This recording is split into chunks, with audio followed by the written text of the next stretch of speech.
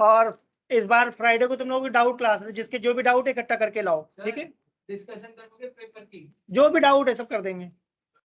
हाँ कर देंगे डिस्कस, कोई दिक्कत नहीं। जिन लोगों के पास पेपर नहीं बेटा बाहर से पेपर ले लेना। Friday is your doubt class, किसी भी चैप्टर का कोई भी डाउट पूछ सकते हो।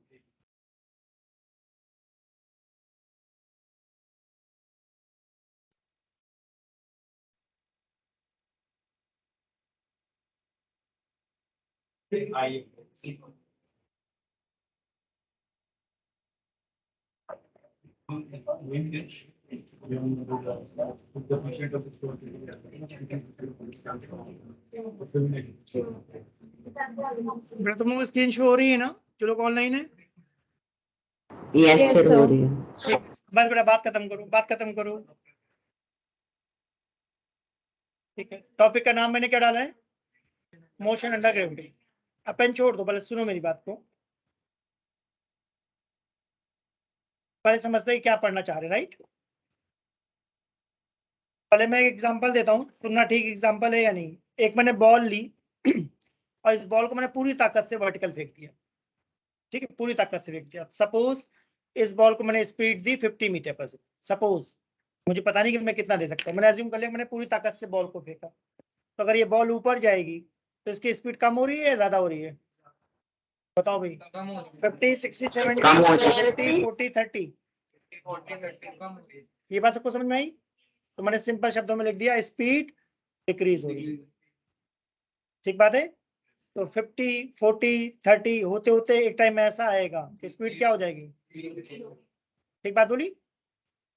जहां पे स्पीड जीरो है क्या उसको हम टॉप पॉइंट कह सकते हैं? ठीक बात बोली? टॉप पॉइंट पे जाके स्पीड जीरो हो गई तो बॉल रुक जाएगी या वापस आएगी? वापस तो आएगी। सबको लगता है? बढ़िया, देखना ध्यान से। अब मैं बॉल को वापस ला रहा हूँ, तो क्या बॉल की स्पीड 0, 10, 20, 30, 40 एंड फाइनली 50 हो जाएगी? प्रोवाइडेड वैक्यूम हो, एयर ना हो। ठीक बात बोली मैंने? अगर एयर होगी तो अगर मैंने बॉल को 50 से फेंका और जब मैंने बॉल को कैच करा तब कैच करते टाइम स्पीड 50 नहीं होगी, 60 हो जाएगी या 40 हो जाएगी? 40 हो जाएगी। बताओ भाई क्या लगता है तुम लोगों को? 40 हो जाएगी। अगर वैक्यूम, वैक्यूम समझते हो मैं क्या बोल रहा हूँ? No air. अगर वैक्यूम है तो तुमने बॉल को फेंका, बॉल ऊपर जाएगी और बॉल नीचे आएगी, तब तो सेम होगी। अगर वैक्यूम है तब तो सेम होगी। वैक्यूम में टाइम ऑफ एसेंट और टाइम ऑफ डिसेंट सेम हो जाएगा। जितना टाइम ऊपर जाने में लगेगा उतना टाइम नीचे आने में लगेगा। जितनी स्पीड से फेंकोगे बॉल उतनी ही स्पीड से वापस आएगी। अगर एयर नहीं है तब एनर्जी कंजर्वेशन से। बट अगर एयर है तो पक्का स्पीड ज्यादा हो जाएगी या कम हो जाएगी? तो अगर मैंने 50 से फेंका तो मेरे हाथ में 40 से वापस आएगी, तो स्पीड कम हो गई। क्यों कम हो गई? एयर रेजिस्टेंस की वजह से क्या कुछ एनर्जी लॉस होगी? समझ में आया? एनर्जी लॉस समझ में आया मैंने क्या बात बोली?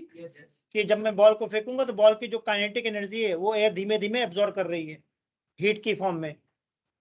ठीक बात बोली? अगर कोई चीज एयर में चल रही है जैसे कार चलती है तो, या एरोप्लेन की बात करते हैं, तो अगर एरोप्लेन बहुत हाई स्पीड से चलेगा तो एयर फ्रिक्शन होगा या नहीं होगा? सही है। जैसे शूज तुम रोड पे घिसते हुए चलो, सही बात बोल रहा हूँ? मतलब पैर उठा के नहीं चलो, पैर को समझ में आया मैंने क्या बोला? पैर को ऐसे दबा कर रोड पे चल रहे हो तो तुम्हारे शूज बहुत जल्दी खराब हो जाएंगे क्या? जैसे मान लो बास्केटबॉल में खेलता हूँ, अब 2 कोर्ट है या 3 कोर्ट है, एक मिट्टी का कोर्ट है, एक कंक्रीट का है और एक वुड का है, सही? तो मेरे शूज सबसे जल्दी किस में खराब होंगे? कंक्रीट वाले में। समझ में आया क्यों? जब दौड़ोगे तो कंक्रीट की वजह से तुम्हारे शूज में क्या होगा? फ्रिक्शन लगेगा जो सोल को खराब कर देगा। या 2 रोड है, एक बहुत रफ रोड है एक ठीक रोड है, कार चलाता हूँ तो अगर ठीक ठीक रोड पे चलाऊंगा तो कार के टायर ज्यादा घिसेंगे या बहुत आराम से चलेंगे? 40-50,000 तक चल जाते हैं। अब अगर कोई ऐसी रोड है जो बहुत ही खराब है तो सकता है 20,000 पे ही मेरा कार का टायर खराब हो जाए। तो मैं आइडिया क्या देना चाह रहा हूँ? फ्रिक्शन की वजह से चीजें डैमेज होती हैं, राइट? यानी एनर्जी लॉस होती है। तो अगर मैंने एक मिसाइल फायर करी या एक रॉकेट लॉन्च करा मार्स के लिए, किसी को आइडिया कैसे लॉन्चिंग करते हैं? सीधा लॉन्च कर देते हैं या पहले अर्थ के अबाउट घुमाते हैं? हाँ, पहले रॉकेट को ऊपर ले जाते हैं एक सर्टेन हाइट पर, एक सर्टेन हाइट के बाद एयर खत्म हो जाती है, 400 किलोमीटर के आसपास, तो रॉकेट को ले जाते हैं 600 किलोमीटर तक, फिर वहां पे क्या करते हैं, अर्थ के चारों तरफ घुमाते हैं, और घुमाने से स्पीड क्या होती है, बढ़ाते हो। एक जब सर्टेन लेवल की स्पीड गेन कर लेते हैं तब उसको फायर करा जाता है मार्स की तरफ या मून की तरफ। ऐसा नहीं घर छत पे ले गया और फायर कर दिया सीधा मून पे पहुंच गए। सर ऊपर जाने में भी एयर रेजिस्टेंस। बिल्कुल, जब रॉकेट ऊपर चलता है तो रॉकेट का शेप देखा बहुत पॉइंटेड होता है, तो पॉइंटेड इसीलिए होता है कि एयर रेजिस्टेंस मिनिमम हो। या किसी ने कल्पना चावला वाला केस पढ़ा है कभी, नाम सुना है? तो जब उनका रॉकेट वापस आ रहा था स्पेस से अर्थ पे, तो स्पेस में तो वैक्यूम है, तो रॉकेट पे कोई फ्रिक्शन नहीं, रॉकेट आराम से आ रहा था बहुत तेज। जब वो एयर जो एटमॉस्फेयर के अंदर एंटर करा, तो जब वो वैक्यूम से एटमॉस्फेयर में एंटर करा तो क्या बहुत तेज जर्क लगा, तो जर्क लगने की वजह से रॉकेट की डायरेक्शन थोड़ी सी क्या हो गई, बेंड हो गई, चेंज हो गई, जिस डायरेक्शन में आना चाहिए उससे सपोज 1 डिग्री या 2 डिग्री गलत डायरेक्शन में चला गया। तो जहां पे उसको लैंड करना चाहिए किसी और डायरेक्शन में अगर जाने लगेगा, तो एयर फ्रिक्शन का जो इफेक्ट होगा वो रॉकेट को हीटअप करेगा या नहीं करेगा, हीटअप करता जा रहा है, करता जा रहा है, करता जा रहा है। तो रॉकेट की तो एक लिमिट है ना हीट को बियर करने की, उससे ज्यादा हीटअप हो गया तो आग लग जाएगी, अगर रॉकेट में आग लग गई तो फिर तो ब्लास्ट ही होगा। सही बात बोली मैंने? इसका मतलब मैं तुम्हारे दिमाग में क्या आइडिया डालना चाह रहा हूँ, एयर की वजह से एयर रेजिस्टेंस लगता है, और एयर रेजिस्टेंस की वजह से एनर्जी लॉस होती है। ठीक बात बोली? तो हम लोग जब फिजिक्स के एक्सपेरिमेंट की बात करते हैं तो हम लोग एयर रेजिस्टेंस को कंसीडर करेंगे या नहीं करेंगे? नहीं करेंगे जब तक मेंशन ना किया जाए। इसका हम लोग स्टैंडर्ड केस की बात करेंगे। Let us assume we are doing experiment in vacuum. ठीक है, इसका एक वीडियो भी था, नासा ने बनाया था, किसी ने देखा हो। एक फुटबॉल को और एक फेदर को ड्रॉप करा गया और समझ में, और उसको स्लो मोशन कैमरे से देखा गया। वैक्यूम में दोनों सेम टाइम पे आए थे, बट जब एयर पे था तो फुटबॉल बहुत जल्दी आया था, फेदर बहुत धीमे धीमे आया था। तो मेरे पास वो मैं ढूंढूंगा था वीडियो, मैं ढूंढ के तुमको दिखा दूंगा, ये मैं लिंक भेजूंगा, देख लेना। तो इसका मतलब एयर का इफेक्ट होता है या नहीं होता? होता है। हम लोग अभी कंसीडर नहीं कर रहे, अभी हम अज्यूम कर रहे हैं एयर नहीं है वैक्यूम में, तो पहले वैक्यूम वाला कंसीडर कर लेंगे, बाद में फिर एयर वाला भी देखेंगे। ठीक है, तो मैंने इस एग्जांपल में क्या बता रहा हूँ, अगर मैंने एक बॉल को फेंका 50 मीटर पर सेकंड से, तो पहले बॉल ऊपर जा रही है तो एक्सेलरेट है रिटार्ड? बताओ भाई, स्पीड ज्यादा हो रही है कम हो रही है? कम हो रही है। तो स्पीड कम हो रही है, रिटार्ड बोलता हूँ। हाईएस्ट पॉइंट पे स्पीड क्या हो गई है? 0। फिर बॉल वापस भी आ रही है क्या? तो वापस आते टाइम स्पीड क्या हो रही है? सही बात है ना, स्पीड ऑफ को मैं एक्सेलरेट बोलता हूँ। एक बेसिक आइडिया ये देना चाह रहा हूँ, जब भी बॉल ऊपर जाएगी तुम्हारे दिमाग में रिटार्ड आना चाहिए, जब भी बॉल नीचे आएगी तुम्हारे दिमाग में एक्सेलरेट आना चाहिए। सही बात है? जो भी ये एक्सेलरेशन और रिटार्डेशन की बात कर रहा हूँ, तो उसमें हम लोग स्मॉल जी को यूज करते हैं क्या, जिसकी वैल्यू हमें याद रखनी है 9.8 मीटर पर सेकेंड स्क्वायर। ये समझ में आता है? अभी ये जो हम मोशन की बात कर रहे हैं, सुनना ध्यान से, मैं सही कह रहा हूँ या नहीं कह रहा हूँ, एग्जाम्पल समझना मैं क्या बोल रहा हूँ। ठीक है, तुम सारे लोग मेट्रो में बैठे हुए हो, ठीक, मेट्रो जा रही है, मैं ग्राउंड पे खड़ा हूँ, ठीक है, मैं तुम लोगों को देख रहा हूँ, तो तुम लोग मुझे रेस्ट पे दिख रहे हो या मोशन में? मोशन। सही, तुम लोग आपस में एक दूसरे को देख रहे हो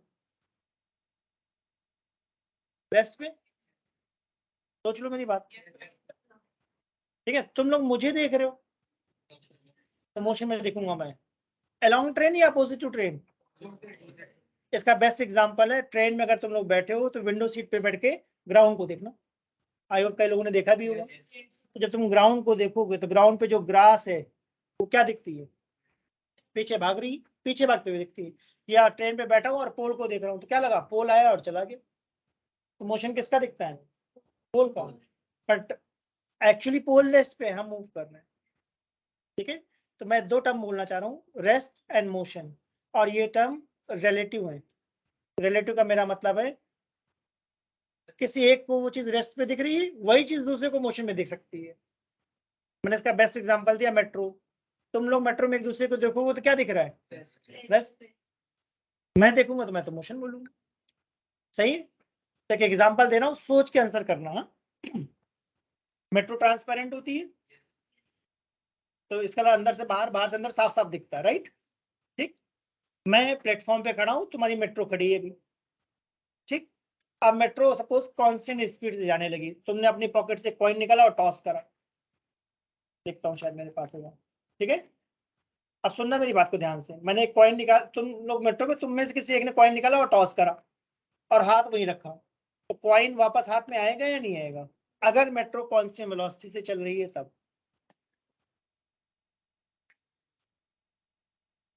पहले मेरा क्वेश्चन समझ में आया, मैं डायग्राम बना देता हूँ, समझना मैं क्या बनाना चाह रहा हूँ। ये एक मेट्रो है, ठीक है ना?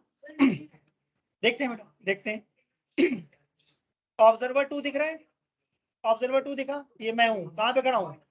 प्लेटफॉर्म पे, सही? अब ध्यान से देखना, ये तुम हो, कहाँ पर हो? ट्रेन मेट्रो के अंदर।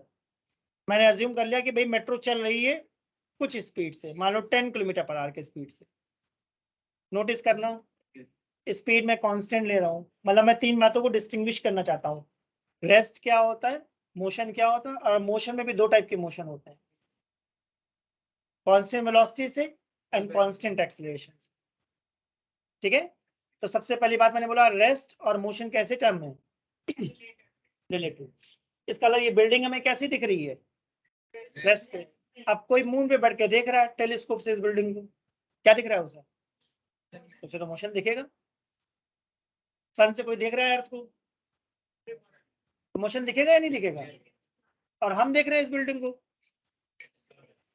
तो लॉजिकल लगा मेरी बात कि rest and motion are relative term. इसका मतलब कोई एक चीज सेम टाइम पे रेस्ट पे हो सकती है और सेम टाइम पे मोशन पे हो सकती है। इंपॉर्टेंट बात है ऑब्जर्वर कौन। जैसे मैं तुमसे बड़ा हूं और हो सकता है तुम्हारे पेरेंट्स से छोटा हूं, तो I am elder as well as younger. ठीक बात बोली? तुम्हारे कंपैरिजन में 20 साल बड़ा हूं, हो सकता है तुम्हारे पेरेंट्स से 2 साल छोटा हूं या बराबर हूं। ठीक बात बोली मैंने? तो इसका मतलब मैं बड़ा भी हूं और छोटा भी हूं। ये इंपॉर्टेंट बात है कि मैं किससे कंपेयर कर रहा हूं। आई होप क्लियर हुआ? तो वैसे मैंने बोला रेस्ट और मोशन कैसे टर्म है? रिलेटिव। कोई एक चीज रेस्ट में भी हो सकती है और सेम टाइम पे वही चीज मोशन में भी हो सकती है। दो लोग मेट्रो के अंदर बैठे हैं तो वो एक दूसरे के रिस्पेक्ट में बैठे हैं, रेस्ट पर है, बट बाहर से तो मुझे वो दोनों मोशन में दिख रहे हैं। सही बात बोली? तो मैंने कहा एक एग्जांपल लिया कि एक ट्रेन चली जा रही है मेट्रो, ट्रांसपेरेंट है, मतलब मैं बाहर से देख सकता हूँ कांस्टेंट वेलोसिटी से। तुमने कॉइन निकाला और टॉस करा, सर इस केस में ऑब्जर्वर कौन करेगा? कोई फर्क नहीं पड़ता, दोनों से सेम आंसर आएगा। मैंने देखा हुआ है, जैसे मैं कई बार जाता हूँ ट्रेन में, तो उसमें थर्ड एसी में 3 सीटें होती हैं, तो थर्ड अप वाली सीट पे मेरा बेटा बैठा हुआ है और ग्राउंड वाली पे मैं बैठा हूँ नीचे वाली सीट पर। अब मैं उससे कहता हूँ बॉटल दे दो मुझे, तो ऊपर से बॉटल देता है, मैं नीचे कैच कर लेता हूँ। कभी हुआ किसी ने ऐसा करा है? कभी ट्रेन में जाना महसूस करना मैंने क्या बात करी बोलिए। तो मैं ये बताना चाह रहा हूँ, तुमने क्या करा, एक कॉइन निकाला या एक बॉल, चलो बड़ी सी बॉल ले लेते, बॉल दिखेगी साफ साफ। एक बॉल ली, फुटबॉल ले ली, और उसको तुमने ऐसे फेंका और हाथ ऐसे ही करे रखा। नोटिस करा, बॉल को तुमने ऐसे फेंका और हाथ ऐसे ही कर लिया। अब मैं जानना चाहता हूँ फुटबॉल तुम्हारे हाथ में वापस आएगी या नहीं आएगी? आएगी सर, वापस आएगी। सर वापस आएगी। मेरे हिसाब से हाथ में वापस आ जाएगी, मेरे हिसाब से आ जाएगी, provided train is moving with constant velocity और train is at rest. Rest पे तो सबको लॉजिकल लगता होगा ना, ट्रेन रुकी हुई, तुमने फेंका बॉल आ गई, वो सबको लगता है। अगर ट्रेन मूव कर रही है कांस्टेंट वेलोसिटी और तुमने कॉइन को या फुटबॉल को ऊपर फेंका, ठीक है ना, बहुत हाइट पे फेंका या 1-2 मीटर, थोड़ा सा, बहुत ज्यादा हाइट पे फेंकोगे फिर तो एयर का इफेक्ट आ जाएगा। हम तो अज्यूम कर रहे हैं एयर नहीं है। तो अगर मैंने फुटबॉल को तुमने ऐसे 2 मीटर फेंका और हाथ ऐसे कर लिया, तो बॉल वापस तुम्हारे हाथ में आ जाएगी। तो ट्रेन से तुम्हें क्या दिखा? वापस आ गई। ट्रेन से तुम्हें दिखा बॉल ऊपर गई और वापस आ गई। ग्राउंड वाले को क्या दिखा? सर चली जा रही है। अब मैं डायग्राम बना रहा हूँ, देखना ध्यान से, ठीक है ना? मैं किसके रिस्पेक्ट में बना रहा हूँ? ग्राउंड वाले के रिस्पेक्ट में। तुमने जब बॉल फेंकी, तो बॉल तुमने कैसी फेंकी थी? ऊपर की तरफ। और क्या ट्रेन आगे जा रही थी? है ना? तुम कहोगे बॉल जब तक तुम्हारे हाथ में है, तुम बोलोगे बॉल कैसी है? रेस्ट पे। तुम ऐसा बोलोगे, तुम मतलब जो मेट्रो के अंदर है, तुम बोलोगे बॉल मैंने पकड़ रखी है, बॉल अभी रेस्ट पे। मैं ग्राउंड पर हूं, मैं बोलूंगा नहीं, बॉल के पास ऑलरेडी वेलोसिटी है 10। बताओ भाई। अब तुमने उसको एक और वेलोसिटी दे दी ऊपर की तरफ, ठीक है, तो ऊपर को मैं जे कैप कहता हूँ, आगे को राइट को आई कैप। तो क्या ये बॉल ऐसे उड़ते हुए जाएगी? बताओ भाई, ऐसे जाएगी या नहीं जाएगी? ये किसको दिख रहा है? ग्राउंड वाले को। और तुम रुके हो या तुम भी जा रहे हो आगे? तुम रेस्ट पे हो तुम्हारे हिसाब से, ग्राउंड वाले हो तुम भी आगे जाते हुए दिख रहे हो, मेरे हिसाब से तुम भी आगे जा रहे हो। तो जितनी देर में बॉल आगे जाएगी उतनी देर में तुम भी उतना आगे जाओगे क्या? और बस तुम्हारे हाथ में बॉल आ जाएगी। तो ये बहुत अच्छा एग्जांपल है ये समझाने के लिए कि rest and motion are relative and observer is very important concept in physics. Who is observer is very important. अगर तुम ट्रेन के अंदर हो तो तुमको बॉल का मोशन कैसा दिखेगा? Vertical, one dimensional. अगर मैं ग्राउंड से देख रहा हूँ तो मुझे वन डायमेंशनल नहीं, ऐसा उड़ता हुआ दिखेगा। इसको हम लोग बोलते हैं पैराबोलिक पाथ। वो आगे पढ़ेंगे। तो मैंने एक आइडिया दिया, ऑब्जर्वर इंपॉर्टेंट है या नहीं है? ठीक बात है ना, कौन देख रहा है उसके हिसाब से आंसर निकालना पड़ेगा। ठीक है। दूसरी बात, कोई एक बॉडी सेम टाइम पे रेस्ट पे भी है और मोशन पे भी। तुमने फुटबॉल पकड़े हुए मेट्रो के अंदर, तो तुम्हारे लिए फुटबॉल कैसी है? बट मैं ग्राउंड पे खड़ा हूँ, मुझे तो फुटबॉल आगे बढ़ते हुए दिख रही। ये बात समझ में आई? अब मैंने कहा जब मोशन आता है तो मेरे दिमाग में क्या क्या आता है, सुनो। एक आता है मेरे दिमाग में डिस्प्लेसमेंट, मतलब वेलोसिटी इनटू टाइम। ठीक बात बोली, जो तुम लोग 9th क्लास में पढ़ते थे। तो displacement equal to velocity into time सिर्फ और सिर्फ तभी अप्लाई कर सकते हो जब बॉडी कांस्टेंट वेलोसिटी से चल रही है, अदरवाइज नहीं लगेगा formula. Displacement is velocity into time सिर्फ और सिर्फ तभी अप्लाई करना जब वेलोसिटी क्या हो? कांस्टेंट। ठीक। दूसरा, हमने 9th क्लास में कुछ फॉर्मूले पढ़े थे, मैं लिखता हूँ, देखो तुम लोगों ने पढ़े होंगे most awfully. v equal to u minus g t, याद आ रहा है? h equal to u t minus half g t square. ठीक है। And v square equal to, हाँ एक ही बात है, हाँ बिल्कुल ठीक है। वर्टिकल की बात कर रहे हैं क्या नॉर्मली आज? इस आज के टॉपिक का नाम मैंने क्या डाला? Motion under gravity. तो हम कोशिश करेंगे बॉल को हॉरिजॉन्टल थ्रो करें या वर्टिकल? वर्टिकल, मतलब ग्रेविटी तो वर्टिकल में लगती है, राइट? हॉरिजॉन्टल में ग्रेविटी नहीं लगती। तो मैं ये जानना चाह रहा हूँ v equal to u minus g t कब लगाएंगे और h equal to u t minus half g t square, ये फॉर्मूला हमेशा लगेगा या सिर्फ कांस्टेंट एक्सेलरेशन में? ध्यान दिया? तो तीन केस हैं। एक केस है कांस्टेंट वेलोसिटी, दूसरा केस है कांस्टेंट एक्सेलरेशन। यानी तुमने एक बॉल को पूरी ताकत से फेंका, बॉल कितना जाएगी? 10 मीटर, 50 मीटर, 100 मीटर, 200 मीटर। तो 100-200 मीटर के लिए तो acceleration due to gravity constant है। अब मैंने रॉकेट फायर करा है, रॉकेट तो 500 किलोमीटर जाएगा। तब सोचो कॉमन सेंस क्या कहता है, एक्सेलरेशन ड्यू टू ग्रेविटी 9.8 रहेगी या कम होती चली जाएगी? माउंट एवरेस्ट पे चले जाओ तो सेम ग्रेविटी होगी या कम हो जाएगी? तब मैंने क्या आइडिया दिया। तो इसका अलावा जब लार्ज हाइट की बात करेंगे तो एक्सेलरेशन कांस्टेंट होगा या वो भी वेरिएबल हो जाएगा? ठीक बात है ना? तो मोशन तीन टाइप के बताए मैंने। पहला मोशन मैंने क्या बताया? Constant velocity. दूसरा मोशन मैंने क्या बताया? Constant acceleration. तीसरा मोशन क्या बताया? Variable acceleration. लिख दूं मैं? तो मैंने बोला या तो एक पहली पॉसिबिलिटी क्या है, बॉडी रेस्ट पे। रेस्ट पे तो कुछ करना ही नहीं है। अगर बॉडी मोशन में है तो मुझे तीन टाइप के मोशन दिख रहे हैं। या तो क्या होगी? Constant velocity. दूसरा मैंने क्या बोला? Constant acceleration. और थर्ड मैंने क्या बोला? Variable acceleration. सही है। तो कांस्टेंट वेलोसिटी वाले केस में मैंने बोला था कि अगर मुझे डिस्प्लेसमेंट निकालना है तो मैं क्या लिखूंगा? वेलोसिटी इनटू टाइम, बस। कांस्टेंट वेलोसिटी मतलब मैं एक्सेलरेशन 0 बोलना चाह रहा हूं क्या? बताओ भाई। कांस्टेंट वेलोसिटी मतलब नो एक्सेलरेशन। अगर कांस्टेंट एक्सेलरेशन है तो क्या मैं ऐसा बोल सकता हूँ s equal to u t plus half a t square या हाफ जी टी स्क्वायर, जो बोलना चाहो तुम। सही। तो अगर तुम लोग नोटिस करो तो इक्वेशन 1 और 2 सिमिलर है क्या?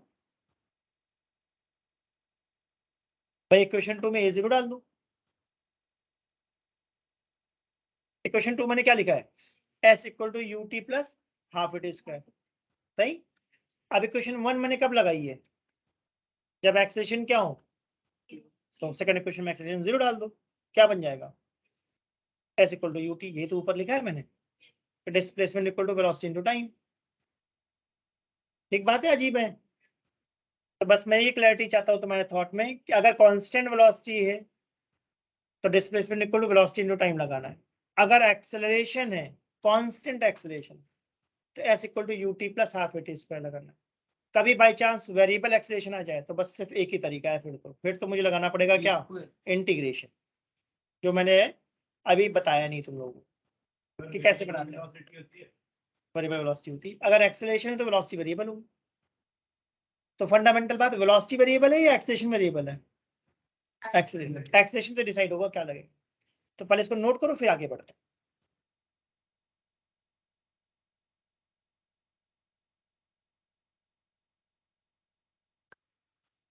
उससे पहले क्यों परेशान हो रहे हो? वो तो ऑनलाइन करो बेटा। वो आज कहाँ?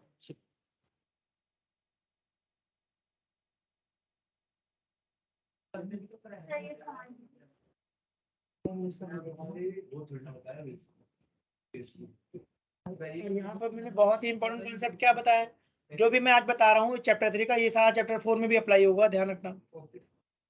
ठीक है, तो चैप्टर 3 को बहुत ध्यान से पढ़ो, 3 से ही चैप्टर 4 चलता है पूरा। और मैं चाहता हूँ ये फॉर्मूले अच्छे से देख लो। v equal to u minus g t, h equal to u t minus half g t square, v square equal to u square minus 2gh। और ये सब चीजें तुम लोगों ने थोड़ा बहुत आइडिया 9th क्लास में लिया था, राइट?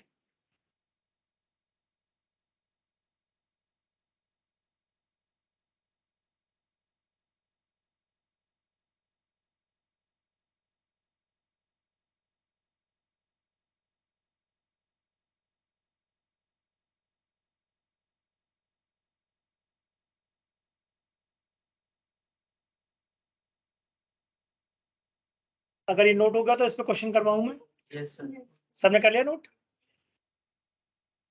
देख लो।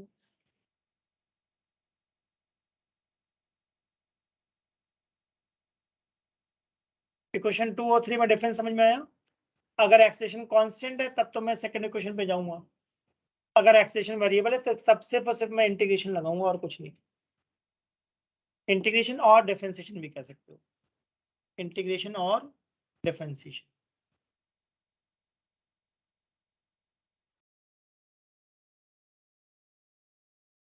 कैसे लगाएंगे वो भी सिखाऊंगा। सर जो आपने ट्रेन वाला जो अभी एग्जांपल दिया मेट्रो वाला, हाँ सर उसमें रेस्ट और मोशन दोनों लगाना होता है ऑब्जर्वर के इससे। हाँ बिल्कुल। अगर अगर ट्रेन के अंदर से देखोगे सर तो वर्टिकल दिखेगा, अगर ग्राउंड से देखोगे तो प्रोजेक्टाइल दिखेगा, पैराबोलिक दिखेगा।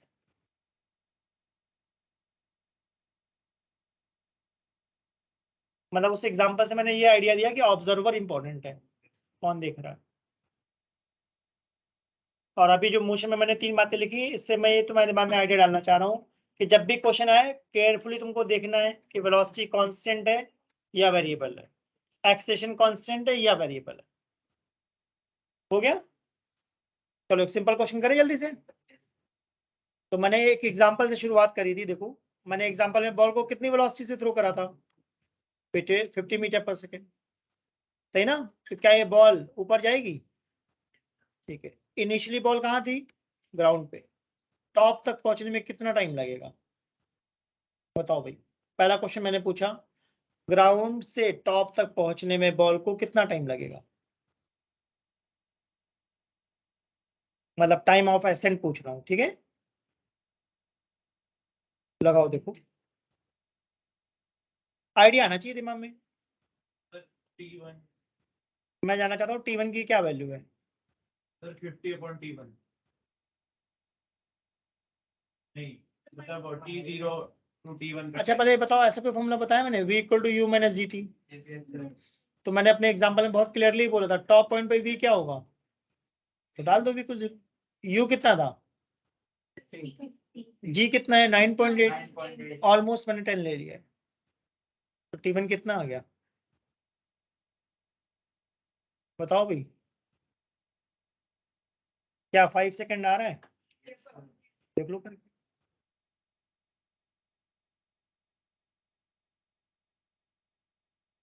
देख लो। और हम लोग एयर में सॉल्व कर रहे हैं या वैक्यूम में? वैक्यूम, ध्यान रखना। नहीं गिवन है मतलब वैक्यूम, स्टैंडर्ड केस है वैक्यूम, अगर एयर होगा तो बताएगा। तो ये क्यों यूज कर रहा हूँ ये वाला formula? ठीक है, कोई और यूज कर लेते, कौन सा यूज करना चाहिए बताओ। नहीं सर, लिया क्यों ये क्यों? अगर हाइट की होती तो ऐसी इक्वल की दूसरी वाला पहली बात, displacement equal to velocity into time तो बिल्कुल नहीं लगाऊंगा मैं, क्योंकि यहाँ पर वेलोसिटी कांस्टेंट है या वेरिएबल है, तो मैंने मना करना था। वेलोसिटी वेरिएबल है तो पहला फॉर्मूला तो नहीं लगेगा। मैंने कहा था एक्सेलरेशन कांस्टेंट है या नहीं, ये बात सोचो, जब बॉल ऊपर जा रही है तो एक्सेलरेशन कांस्टेंट है या नहीं है, तो लगा सकते हैं v equal to u minus gt। अच्छा, एक फॉर्मूला हमारे पास और है क्या, s equal to u t minus half g t, ये लगा के अगर प्लस हाफ देखो लगा के प्लस हाफ माइनस हाफ लगा के देखो, जो भी अच्छा लग रहा है। माइनस हो सर एक्सीलेट हो रहा है या रिटार्ड हो रहा है, मैंने बोलो को इनिशियली जो आइडिया दिया उस आइडिया पे ध्यान दो, नहीं गड़बड़ हो जाएगा एग्जाम में। u कितना है हमारा, टाइम कितना है 5, g कितना है 9.8, जिसको मैं अप्रोक्सीमेटली 10 ले रहा हूँ, एग्जाम में तो मैं 9.8 लेना है। t कितना है हमारा, मतलब 5 है स्क्वायर, राइट। तो मुझे लगता है ये 250 माइनस 125 हो जाएगा क्या, जिसको मैं s कह रहा हूँ तुम उसको h भी कह सकते हो क्या, एक ही बात है, एस वाई कह लो या एच कह लो। यानी ये बॉल कितनी हाइट तक जाएगी 125। अब नॉर्मली स्टूडेंट क्या करते हैं, कई बार उनके दिमाग में आता है कि भाई डिस्प्लेसमेंट का फॉर्मूला क्या था, वेलोसिटी इनटू टाइम। कहते भाई वेलोसिटी कितनी थी बॉल की 50 और टाइम कितना था 5, तो आंसर क्या आना चाहिए 250। राइट और रॉन्ग, वाई रॉन्ग, क्योंकि वेलोसिटी वेरिएबल है, तो इसका मतलब ये फॉर्मूला नहीं लगाना, ठीक है ना। जब वेलोसिटी कांस्टेंट तब तो लगा सकते थे, वेरिएबल में नहीं लगाना। तो वेरिएबल में हमेशा कौन सा लगाओगे, s equal to u t plus half t square, variable velocity पे, कांस्टेंट एक्सेलरेशन पे। आई होप समझ में आया। यस सर फिर मैंने बोला था टाइम ऑफ एसेंट किसके इक्वल होता है, टाइम ऑफ डिसेंट। इसका मतलब वैक्यूम में जितना टाइम उसको ऊपर जाने में लगा उतना ही टाइम जाने में लगा। तो अगर 5 सेकंड ऊपर लगा जाने में तो 5 सेकंड, तो इसका मतलब ये बॉल मेरे हाथ में कब आ गई 10 सेकंड बाद, 5 सेकंड ऊपर गई 5 सेकंड नीचे गई। अजीब है, समझ में आया सबको। अच्छा, मैंने बॉल को कितनी स्पीड से फेंका था 50, ठीक है ना। मेरे हाथ में वापस कितनी स्पीड से आएगी, चेक करें। तो थर्ड फॉर्मूला क्या था, v square equal to u square minus 2gh। अब तुम लोग एसेंट के लिए लगाना चाहते हो या डिसेंट के लिए, ये फॉर्मूला डिसेंट के लिए, तो प्लस 2gh कर दूं। यस सर u कितना है 50 या 0, अब डिसेंट की बात चल रही है तो टॉप से बॉटम देखना है। फिर से मैं बोलता हूँ, अभी हम a टू b की बात सोच रहे हैं या c टू d की, ठीक है, मैं c टू d के लिए सॉल्व कर रहा हूँ। तो c टू d के लिए इनिशियल वेलोसिटी कितनी है 0, g कितना है 10 और h कितना है 125। ये कितना आ जाएगा 125 टू 250 और एक 0 और, तो क्या v स्क्वायर 2500 आ गया, यस इसका अंडर रूट लो, 50 तो लॉजिकली भी 50 से आना चाहिए। आई होप फॉर्मूले की थोड़ी अंडरस्टैंडिंग आई तुम लोगों को, ठीक है ना। तीनों फॉर्मूले में लगा के दिखाया, v equal to u minus g t, s equal to u t minus half g t square and v square equal to u square plus 2g, ठीक है ना। ये क्लियर है सबको। अब मैं यहाँ पे एक ट्रिक सिखाना चाहता हूँ जिससे मैं थोड़ा क्वेश्चन जल्दी कर लेता हूँ, है बहुत बेसिक बात, कुछ नहीं है। मैंने लिखा टाइम ऑफ एसेंट किसके इक्वल होगा, मैंने लिख दिया u/10। इसका मतलब अगर मैंने 50 मीटर पर सेकंड से बॉल को फेंका तो टॉप पे कब पहुंचेगी 5 सेकंड में। अभी तो सॉल्व करा, अब 60 से फेंका होता, 70 से फेंका होता, आई होप लॉजिकल लगा। तो है ये v equal to u minus g t, but मैं दिमाग में एक बात रखता हूँ, जितनी भी वेलोसिटी से फेंकोगे बाई 10 कर देना, तो सीधा टाइम ऑफ एसेंट आ जाएगा। तो अगर एक बॉल को मैं 75 मीटर पर सेकंड से फेंकूं तो टॉप पे कब होगी 7.5 पर, और मेरे हाथ में कब होगी 15 क्योंकि 7.5 ऊपर जाने में और 7.5 नीचे आने में। सर ये वाली ट्रिक आपने उससे निकाली क्या, v इक्वल टू? हाँ मैंने कहा वही चीज है। सर तो वो जो आपने g लिया है वो ये एक g का ही 10 लिखा है आपके अंदर। सर वो तो आपने तो बोला 9.8 से सॉल्व करना है पेपर। नहीं समझे, इससे एक आइडिया लगता है बेटा कि इसके आसपास अच्छा कुछ सर वो होगा। क्वेश्चन क्वेश्चन मतलब समझ में आया कि भाई t इज u by 10 से मैंने कहा कि रफली आइडिया लग जाता है मुझे कि भाई इसके आसपास आंसर आना चाहिए।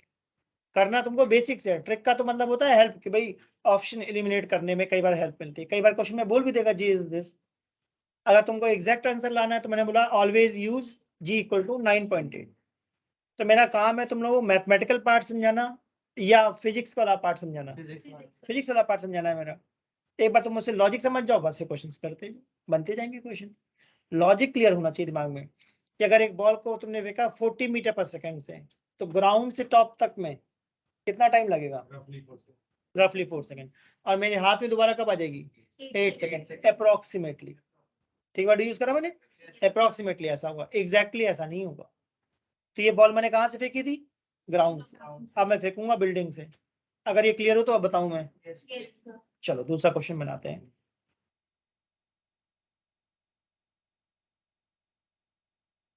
ठीक है, देखो भाई एक बिल्डिंग है, इस बिल्डिंग की कुछ हाइट ले लें। चलो भाई देखो 100 मीटर ले लिया। क्वेश्चन का फ्लो समझना कि मैं क्या बताना चाह रहा हूँ। यहाँ बिल्डिंग के टॉप पे तुम खड़े हो, ठीक। तुमने क्या करा, एक बॉल को फेंक दिया ऊपर। कितनी स्पीड से? 50 मीटर पर सेकंड। सेम पहले तुमने कहाँ से फेंका था? ग्राउंड। अब कहाँ से फेंका? बिल्डिंग। तो क्या ये बॉल ऊपर जाएगी और फिर नीचे आएगी? आई होप सबको दिख रहा है। A to B and C to D. तो सी टू डी अलग पाथ है या रिट्रेस कर जाएगा ए टू बी वाले पाथ को? सेम पाथ है वो। मैं साइड में बना के दिखा देता हूँ। पहले ए से बी जाएगा और फिर वापस वहीं से नीचे आ जाएगा ऐसा। सर वैक्यूम है हमेशा वैक्यूम, जब तक बताऊं नहीं तब तक वैक्यूम ही है। Building vacuum. अच्छा चलो मान लो एयर है, आप सॉल्व करो। चलो एयर है, आप सॉल्व करो। मतलब समझो ना बेटा कि धीमे धीमे लेवल बढ़ता जाएगा। अभी आएगा एयर भी आएगा ना, जब एयर आएगा तब करके दिखाना मुझे। मैं जब लेवल 1 तुम अच्छा करोगे तभी तो मैं लेवल 2 पे ले जाऊंगा। जब लेवल 2 करना शुरू कर दोगे तो लेवल 3 पे ले जाऊंगा। अब तुम चाहते हो लेवल 3 तो मैं अभी बना देता हूँ लेवल 3। फिर तुमसे होगा तुम मुझसे ही पूछोगे क्या करना है। तो इसका मतलब पहले वैक्यूम में सॉल्व करना सीखो, फिर जब वैक्यूम समझ में आ जाएगा तो फिर एयर वाले भी सॉल्व करना सीखेंगे कैसे सॉल्व करते हैं। मेन बात है कि फ्लो है ये। जैसे मैंने बॉल सीधा बिल्डिंग से फेंकी या पहले ग्राउंड से फेंकी? जब तुमने ग्राउंड को बोला डन तब मैंने बिल्डिंग से फेंकी। अब जब तुम बोलोगे डन तो फिर मैं लेवल 3 उठाऊंगा, पैराशूट से या बलून से गिराऊंगा। फिर तुम्हारा दिमाग घूमेगा क्या बता दिया। फिर देखना तुमको मजा आएगा, नई नई चीजें आएंगी। अब इसका अलावा अब लेवल बढ़ता जाएगा, हर प्रॉब्लम के साथ मैं लेवल बढ़ाता हूँ। तुम्हारा काम है फ्लो को समझना। इस फ्लो में बुक्स में कहाँ होता है, ना कोई पढ़ाता है इस फ्लो में। तो उस फ्लो को समझो, मेरा फ्लो क्या है पढ़ाने का। सर ये जो पैराबोला है इसको कुछ नहीं निकालना। पैराबोला नहीं बेटा, ये बोलना चाह रहा हूँ, ये मैंने दिखाने के लिए घुमा दिया है इसको, गया तो सीधा है। आई होप सबको मेरी बात समझ में आई। बी सी कर्व नहीं है, वो वापस आ गया उसी पाथ को।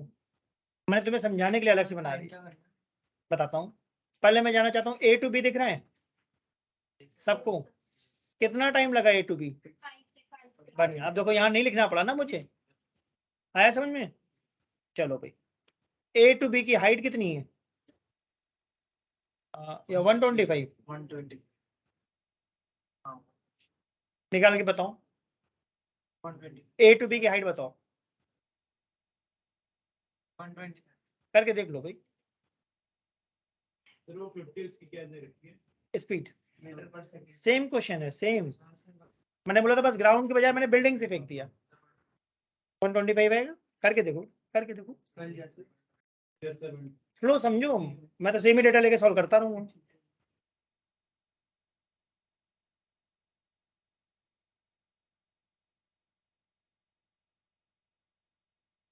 तो क्या ए टू बी टाइम मुझे पता है? Yes sir. v equal to u minus g t लगा के देख लो। किसी को नहीं समझ में आ रहा तो मैं करके दिखा देता हूँ। A to B highest point में वेलोसिटी कितनी होगी? 0 तो v equal to u minus g t. U कितना है 50, जी को मैं हमेशा अप्रोक्सीमेटली 10 लिखूंगा, तो आ गया T1। जब तुम एक क्वेश्चन को डन कहोगे तभी मैं आगे बढ़ूंगा, क्योंकि वो आपस में लिंक्ड है सारे। वैसे मैंने दूसरा फॉर्मूला क्या लगाया, ut plus half a t square, कुछ भी लगाओ, क्या फर्क पड़ता है। एस को मैंने क्या बोल दिया AB, यू कितना था 50, और हाफ एट स्क्वायर में ए कितना डालूंगा, मतलब ऐसा माइनस हाफ GT स्क्वायर, तो 100 करके 125 आ रहा है नहीं आ रहा। ये सर आ रहा है। तो एक ही बात, तो चाहे ग्राउंड से देखो चाहे बिल्डिंग से देखो, आंसर तो सेम आएगा A to B के लिए, ठीक है ना। अब मैं ये जानना चाह रहा हूँ C to D दिख रहा है, मेन क्वेश्चन तो ये है, C to D सबको दिख रहा है, ठीक है। C to D की हाइट कितनी है, बढ़िया लगा। तो मैं लिखना चाहता हूँ S equal to UT plus half GT square. C to D के लिए बात चल रही है, C to D के लिए S कितना है 225 225, U कितना है क्यू है 0। सोच लो, C to D के लिए इनिशियल वेलोसिटी 0 है, G कितना है 10, तो मुझे लगता है ये 450/10 बन जाएगा क्या 125, मेरा तो √45 आ रहा है, बताओ भाई, अरे मैंने सर नहीं सर करते देख लो भाई करके, मेरा तो √450/10 आ रहा है।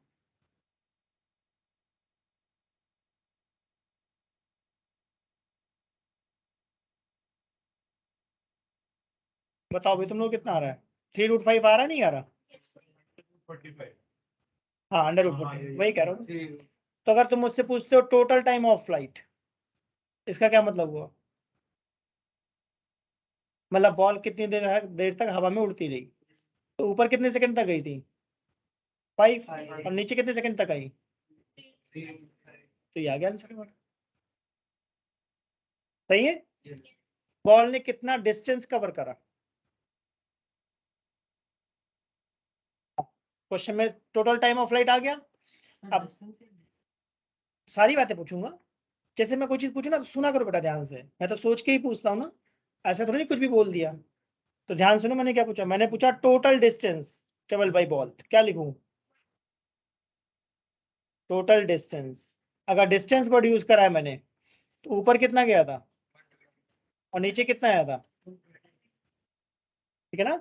अगर मैं पूछता टोटल डिस्प्लेसमेंट बताओ, इनिशियल से 5 तो मेरे हिसाब से ऊपर गया था 125 और नीचे आया था -225, तो -100, जो तुम करे तो वही परफेक्ट है, ठीक है। अब इसी में मैं एक बात और भी पूछ सकता था, क्या एवरेज स्पीड बताओ,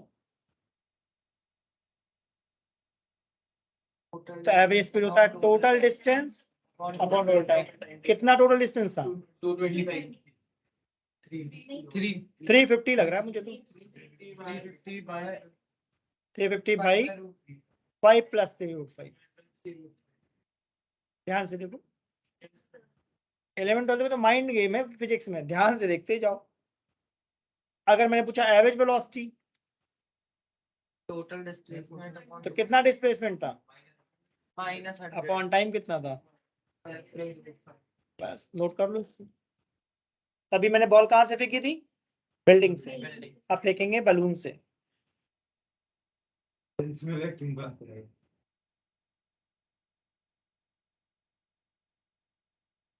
चलो थ्रस्टर से फेंक दी, थ्रस्टर है कोई, थ्रस्टर तो काम करेगा ना वैक्यूम में, नहीं करेगा, रॉकेट, रॉकेट तो वैक्यूम में चलता है, मतलब रॉकेट टाइप की कोई चीज चला दी जो वैक्यूम में चल सकता है। एग्जाम में जब भी क्वेश्चन आएगा तो मैं बस एक ही बात सिखाने की कोशिश करता हूँ, क्वेश्चन को पढ़ने के बाद सॉल्व करने की कोशिश करो।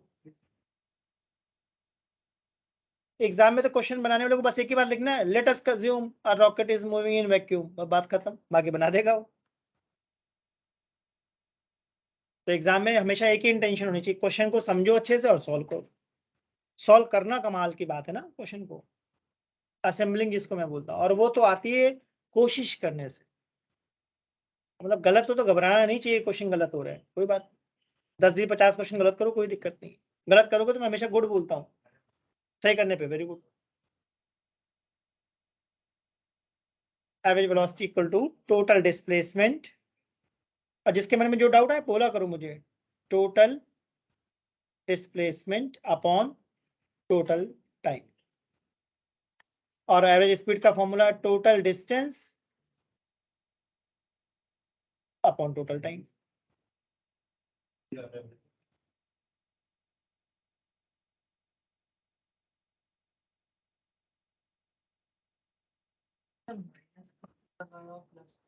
ऊपर जा रहा तो माइनस, नीचे जा रहा तो प्लस।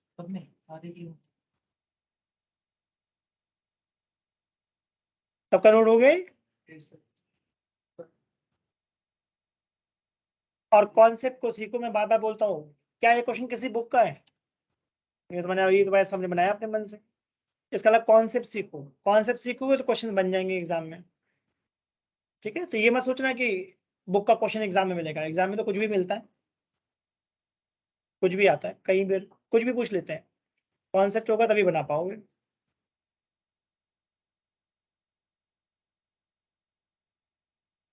टोटल डिस्प्लेसमेंट मिला, देखो बॉल पहले ऊपर कितनी गई थी?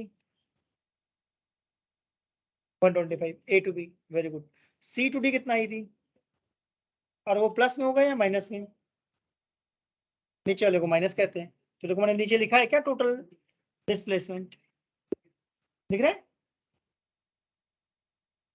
अच्छा एक क्वेश्चन इस पे और बनाता हूँ, सर जो हमने यहाँ पे 4CD लिखा है s is equal to UT plus half GT square, हाँ, इसमें जो 225 है यानी वो भी नेगेटिव ही, और जो एक्सेलरेशन ड्यू टू ग्रेविटी है वो तो नेगेटिव होता ही है, तभी पॉजिटिव आया है हमारे पास टाइम। मैंने इस क्वेश्चन को देखो स्केलर की फॉर्म में सॉल्व करा है, राइट? अब इसी क्वेश्चन को मैं वेक्टर से करके दिखाऊं तुम लोगों को? ये तो तुम्हारे लिए सॉल्व करा, मैं नहीं सॉल्व करता ऐसे, ये मैंने तुम्हारे लिए सॉल्व करा जिससे तुम्हें समझ में आए। अब इसको मैं अपने तरीके से करके दिखाऊं, सेम क्वेश्चन को, अगर नोट हो गया हो तब। हाँ, मेरे साथ खूब डिस्कस करो, जितना डिस्कस करोगे तुमको उतना थॉट में क्लैरिटी आएगी। वेक्टर में तो सिर्फ जे के भी चल रहा देखते जाओ बेटा, देखते जाओ। उसी क्वेश्चन को सॉल्व कर रहा हूं मैं, क्वेश्चन नंबर कौन सा था? 2। अब देखना इसको मैं कैसे सॉल्व करूंगा। क्या हमने बॉल को ऊपर फेंका था, फिर बॉल नीचे आई थी, ठीक? बिल्डिंग की हाइट हमारी कितनी थी? 100 मीटर, सही। अब ध्यान से देखना, मैं कौन सी फॉर्म लगा रहा हूँ, vector s equal to UT plus half it is. अब सब लोग केयरफुली सुनना, नहीं कंफ्यूजन होगी तुम्हें, ध्यान सुनना मैं क्या बोल रहा हूँ। जब भी मैं वेक्टर फॉर्म बोलता हूँ तो पहले ये बताओ, तुम लोग एक्सिस समझते हो? एक्स एक्सिस, वाई एक्सिस समझते हो? ग्रेविटी एक्स पे लग रही है या वाई पर? वाई। सबको क्लियर हुआ? तो अगर कभी बाई चांस मैं पूछ लूं एक्सलेशन अलोंग एक्स, तो 0। ग्रेविटी हॉरिजॉन्टल लगती है या वर्टिकल? ये बात समझ में आई? एक्स कितना लिखूंगा? 0, और आई कैप का मतलब एक्स, ध्यान दिया? जिसको तुम एक्स बोलते हो उसको मैं क्या बोलता हूँ? आई। जिसको तुम जे कहते हो, सॉरी, जिसको तुम वाई कहते हो उसको मैं जे कहता हूँ। ये आया? तो अगर मैं पूछता हूँ एक्सेलरेशन बताओ वाई के लॉन्ग, तो क्या लिखूंगा मैं? -9.8 जे के। माइनस क्यों लगाया? क्योंकि रूल है, राइट साइड को प्लस आई कैप कहते हैं, लेफ्ट साइड को माइनस आई कैप कहते हैं। तो मैं इसको क्लियरली बना देता हूँ।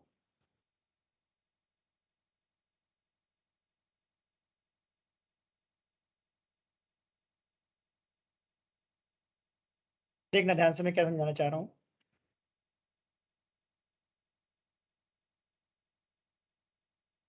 और फिजिक्स में इनिशियल 2 मंथ्स इसीलिए इंपॉर्टेंट होते हैं क्योंकि ये फंडामेंटल बनने होते हैं। एक बार तुम्हारा फंडामेंटल स्ट्रांग हो गया, सब होता चला जाएगा। अगर तुमने इनिशियल क्लासेस ध्यान नहीं दिया तो बाद में फिर कुछ नहीं होने वाला। ध्यान से देखना, जिसको तुम एक्स कहते हो उसको मैंने बोला, मैं क्या बोलता हूँ? आई कैप। जिसको तुम वाई कहते थे 10th में, उसको जे कैप। तो डाउनवर्ड को मैं क्या बोलूंगा? और लेफ्ट वाले को? ये क्लियर हुआ? अब मैं ये बोलना चाह रहा हूँ, बॉल को चाहे ऊपर ले जाओ चाहे बॉल को नीचे ले जाओ, हमेशा जी किस तरफ लगेगा? डाउनवर्ड। ध्यान दिया? जी इज ऑलवेज डाउनवर्ड। तो मैं ए वाई को हमेशा क्या लिखूंगा? -9.8 या -10 जे कैप, अप्रोक्सीमेटली मैं -10 लिखता हूँ, उससे थोड़ा कैलकुलेशन जल्दी हो जाती है। ठीक, तो अब देखना ध्यान से, डायग्राम में ए दिख रहा है, बी दिख रहा है, सी दिख रहा है, डी दिख रहा है ना। सी डी लाइन सेपरेट है या ए बी पे ही है? मैंने बस दिखा दिया था मैं साइड में करके। S equal to u t plus half a t square में S डिस्टेंस है या डिस्प्लेसमेंट है? इसका मतलब मुझे ये S A B plus C D दिख रहा है या सीधा ए डी दिख रहा है? एडी डिस्प्लेसमेंट का मतलब होता है इनिशियल और फाइनल, है ना। सोच लो भाई मेरे हिसाब से। यस सर अब वेक्टर में सिखा रहा हूँ, U मुझे कितना दिख रहा है? 50 यस प्लस जे कैप माइनस जे कैप, प्लस प्लस ऊपर फेंका था क्या? ऊपर फेंका सही बात है। A कितना दिख रहा है मुझे? -10। अब तुम्हें कमाल दिखना चाहिए यहाँ पर, A टू B बॉल ऊपर जा रही है और C टू D बॉल मेरे वेक्टर फॉर्म में फर्क ही नहीं पड़ता। नोटिस करना मैंने क्या बात बोली। अगर इसी बात को मैं स्केलर फॉर्म में सिखाऊंगा, मतलब स्केलर फॉर्म मेरे लिए हमेशा प्लान बी होता है, हमेशा मैं वेक्टर प्रेफर करता हूँ। स्केलर फॉर्म में कैसे सिखाते हैं देखो ध्यान से, अगर बॉल ऊपर जा रही है तो v को क्या लिखते हैं? u minus g T. h को क्या लिखते हैं हम? You t minus half v square को क्या लिखते हैं हम? तो यहाँ साइन नहीं लेते, g की वैल्यू हमेशा क्या डालना है? 9.8। प्लस माइनस नहीं लेते, ऑलरेडी ले लिया मैंने, ऑलरेडी ले लिया फॉर्मूले में। अब तुम करोगे बॉल नीचे जा रही है तो मैं क्या लिखूंगा? v equal to u plus g t, h equal to u t minus half g t square, v square equal to u square plus 2gh। तो स्केलर फॉर्म में हम लोग साइन लेते हैं या फॉर्मूले में ऑलरेडी आ जाता है? ऑलरेडी फॉर्मूला ही वैसा बना दिया गया, राइट। तो स्केलर फॉर्म वहां यूजफुल है जहां पर सिर्फ अप या सिर्फ डाउन जा रहा है, तब तो लगा लो स्केलर फॉर्म। बट अगर कभी ऐसा क्वेश्चन आया कि कुछ पार्ट में मोशन अप है कुछ पार्ट में मोशन डाउन है, समझ में आ रहा है, तो फिर स्केलर फॉर्म की जगह मैं प्रेफर करता हूँ कौन सी फॉर्म लगाऊं। ऐसा क्यों प्रेफर करता हूँ वो देखना, मैं ऐसा क्यों बोलता हूँ देखना। ठीक है, डिस्प्लेसमेंट का मतलब मेरे दिमाग में है final position minus initial position, सही है। फाइनली बॉल ग्राउंड पे आ गई है क्या? बताओ भाई, हम लोग डिस्प्लेसमेंट का मतलब ए से डी सोच रहे हैं क्या? तो फाइनली बॉल ग्राउंड पे आ गई है तो वाई कितना हो गया? 0। इनिशियली कहां पर था? 100 पर। सोच लो, अजीब है सही है। तो क्या डिस्प्लेसमेंट को मैं -100 कह सकता हूँ? क्या वो पॉइंट क्लियर हुआ तुम्हें डिस्प्लेसमेंट वाला? दो तरीके से डिस्प्लेसमेंट सिखाया है मैंने, देखो ध्यान दो। इसके पहले मैंने क्या लिखा था? अभी देखो ये बॉटम में कुछ दिख रहा है डिस्प्लेसमेंट मैंने क्या लिखा हुआ है? देखो ध्यान से, इसमें मैंने डिस्प्लेसमेंट कैसे निकाला था? ऊपर गए थे तो +125 और नीचे आए थे तो, और अभी मैंने कैसे करा? डिस्प्लेसमेंट का सीधा मतलब है कहीं पर भी गए हो कोई दिक्कत नहीं। इनिशियली कहाँ थे, फाइनली कहाँ थे, ये बता दो। फाइनली कहाँ थे? 0 पर। इनिशियली कहाँ पे थे? 100 जे कैप पर, 100 जे कैप पर, 100 जे कैप पर। तो डिस्प्लेसमेंट मेरा -100 जे कैप आ गया क्या? ठीक है, ठीक बात बोली मैंने। अब ध्यान देखना, क्या ये कोई क्वाड्रेटिक क्वेश्चन बन गई? देखो ध्यान से, ध्यान से देखो, सब दिखेगा। एक मिनट, -50t माइनस हाफ, क्या मैं 2 से 10 काट दूं? ये क्या बन जाएगा? -5t square. ठीक है, जे कैप मैंने हटा दिया है, सब जगह जे कैप लिखा था। ठीक है, अब बताओ ये 5 से और डिवाइड हो सकता है क्या? सही बात बोली। क्या मैं ऐसा ले सकता हूँ लेफ्ट में लाकर t square -10t -20 equal to 0? 20 के ऐसे इफेक्ट है जिनका डिफरेंस 10 हो, बनेगा नहीं बनेगा? 5 4 जा नहीं बनेगा, 10 2 जा नहीं बनेगा। अगर फैक्टर नहीं बनते तो फिर हम लोग कोई ऐसा फॉर्मूला लगाते हैं -b +- रूट, समझते हो? आपको आता है ये formula? B square minus 4ac upon 2 आता है। यहाँ a का मतलब क्या होता है, coefficient of T square. b का मतलब क्या होता है, कोफिशिएंट ऑफ t, और c ये कांस्टेंट वाला, राइट। देखो मैं वैल्यूज पुट कर रहा हूँ, मेरी हेल्प करना। क्या लिखूं, सही लिखा मैंने?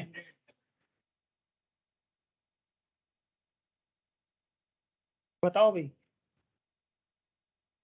सही है? तो मुझे तो लगता है ये आ जाएगा 10 प्लस माइनस रूट 180।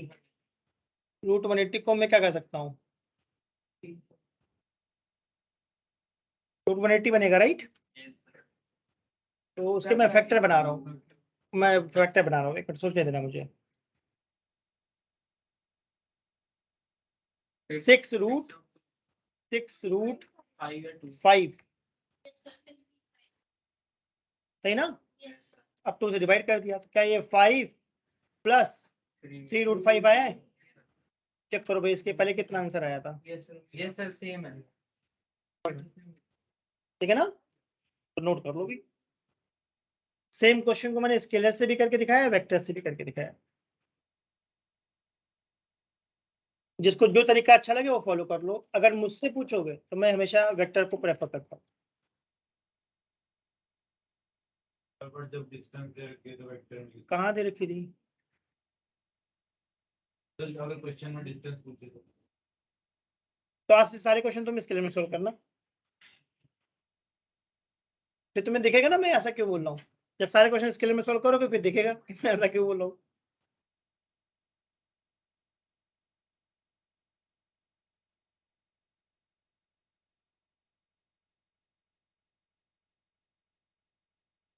इसमें प्लस माइनस लिए तो फिर इसमें कैसे इसमें तो हमेशा माइनस, वेक्टर में तो हमेशा सोचना ही नहीं है, माइनस में हमेशा मैंने वर्ड यूज करा। वेक्टर में मैं सोचता ही नहीं हूँ, हमेशा माइनस 9.8 डालूंगा। माइनस 3√5 टाइम अगर नेगेटिव डालोगे तो टाइम नेगेटिव आ जाएगा क्या, तब सोचो। तो इस केस में प्लस कौन सही रहेगा, टाइम जब निकाल रहे होंगे तो, क्योंकि पॉजिटिव टाइम आता है ऐसे केस। बस सॉल्व करते जो अपने आप आ जाएगा। इसका आंसर क्या होगा, 5 प्लस 3 रूट 5। कोई बता सकता है नेगेटिव टाइम का क्या सिग्निफिकेंस है?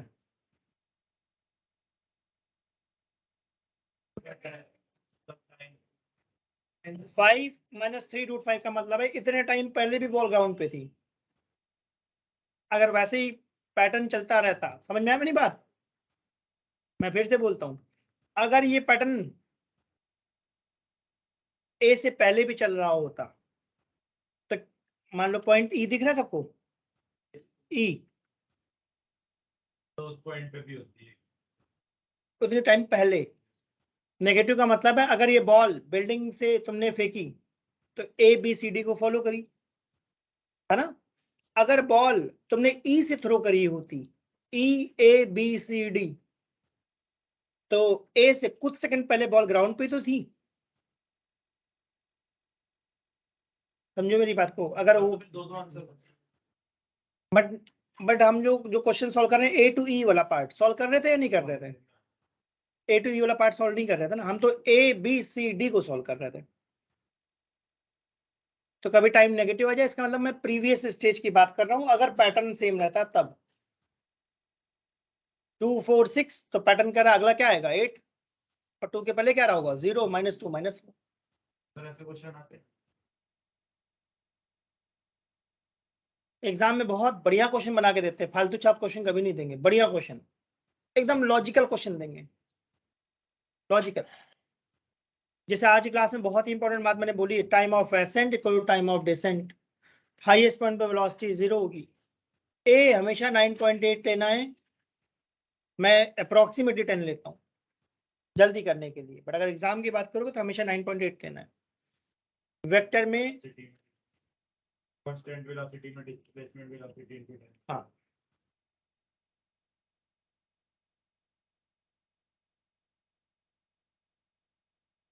दो टाइप से फिजिक्स पढ़ाई जाती है, एक ये थोड़ा सा पढ़ा दिया बोला खुद क्वेश्चन कर लेना, दूसरा मैं थोड़ा सा पढ़ाकर बहुत सारे क्वेश्चन कराने की कोशिश करूंगा। तो जब बहुत सारे क्वेश्चन करोगे तब तुमको थॉट क्लियर होगा। अगर मैं तुम्हारे ऊपर छोड़ूंगा कर लेना, कुछ नहीं होने वाला, मैं बता रहा हूँ कुछ नहीं होगा। जो भी क्वेश्चन करा रहा हूँ उनको अच्छे से सुनते जाओ, देखते जाओ। हर क्लास में तुमको नए नए आइडियाज मिलते जाएंगे, हर क्लास में तुमको हर क्लास में नई चीज मिलेगी कि अच्छा ऐसे भी कर सकते हैं, ऐसे भी कर सकते हैं। एक एक क्वेश्चन करने के कई कई तरीके होते हैं। जैसे मैंने कहा कि क्वेश्चन दो तरीके से सॉल्व है। एक मैंने तुम्हारे लिए सॉल्व करा क्या पहले, जिससे तुमको समझ में आए। फिर एक तरीका मैंने बताया कि मैं इस तरीके से सॉल्व करूंगा, वेक्टर वाले तरीके से। और मैंने बोला मैं हमेशा प्रेफर करता हूँ वेक्टर वाला तरीका, क्योंकि अभी आगे चैप्टर में बढ़ोगे वहां स्केलर फेल होने शुरू हो जाएंगे, वेक्टर से ही सॉल्व होंगे फिर वो। इसलिए वेक्टर आना जरूरी है। स्केलर आता है बहुत अच्छी बात है, बट ओनली स्केलर आता है वेक्टर नहीं आता तो गड़बड़ है। इसका मैं वेक्टर वाला तरीका भी सिखाता रहूंगा, दोनों तरीके से बताता रहूंगा, जो तुमको अच्छा लगे फॉलो करते जाओ। ठीक है, अगर ये क्लियर हो तो आगे बढ़े। अब कॉपी में डालो बलू। अच्छा ये नोट करा नहीं करा, देख लो, अगर नहीं नोट हुआ तो कर लो। ये स्केलर फॉर्म है, नॉर्मली स्कूल में ये वाली फॉर्म पढ़ाएंगे, कॉम्पिटेटिव में हम लोग वेक्टर वाली फॉर्म पढ़ाते हैं। और फ्राइडे मैंने बोला डाउट क्लास है, जिसका जो भी डाउट है ला सकते हो, किसी बुक का कोई भी डाउट। सर कितने बजे डाउट क्लास, मतलब यही टाइम पे? हाँ बेटा इसी टाइम पर, ओके सर। इसके जो भी डाउट है पूछो। मेन बात तो डाउट क्लैरिटी है ना, कि दिमाग में जो डाउट आ रहा है उसको दूर करो।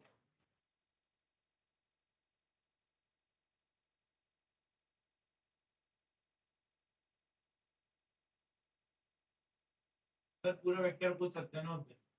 कुछ भी बेटा पूछो, कोई दिक्कत नहीं। हमारे पास एक टाइम है, लिमिटेड टाइम है, उस टाइम में जितना मैक्सिमम, भाई हर बच्चे का डाउट मैं बताऊंगा। तुमने कुछ पूछा, तुमने कुछ पूछा, तुमने पूछा, हर क्वेश्चन में बताता जाऊंगा।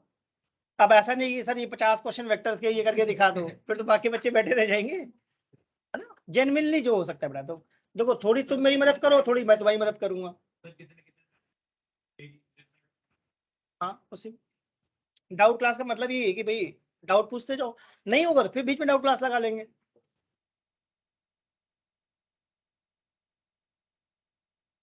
एक बिग डाउट क्लास कर रखो। कोर्स भी कराना होता है बेटा, अभी डाउट तो आते ही रहेंगे। अगर ये क्लियर है तो आगे बढ़े। अब कॉपी में डालो बलून प्रॉब्लम। बलून प्रॉब्लम इस पे वेरी इंपॉर्टेंट लगाना, बहुत अच्छा क्वेश्चन बनता है इस पे।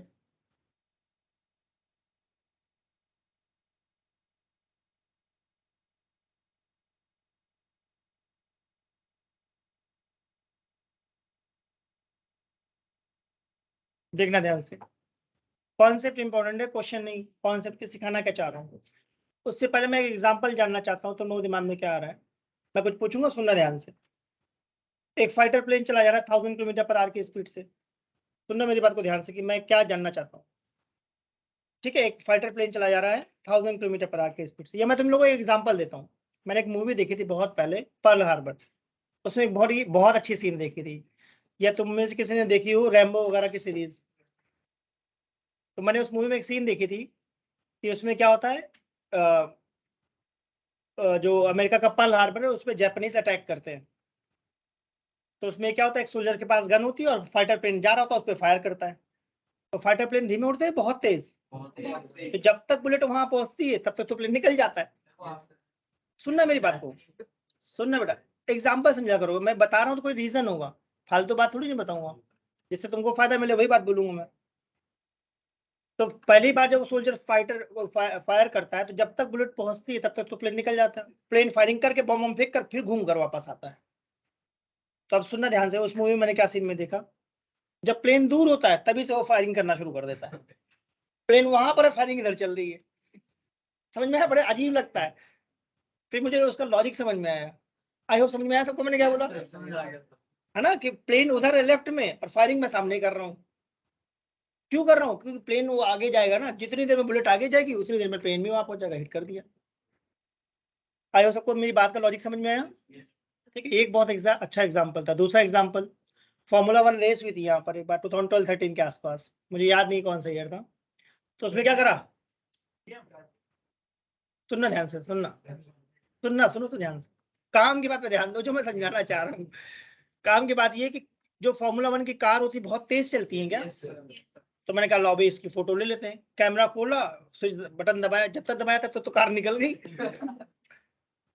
फिर कार घूम कर आई, तो अगली बार जब आवाज आनी शुरू हुई कार की, घूम घूम घूम, मैंने फोटो खींचना शुरू कर दिया।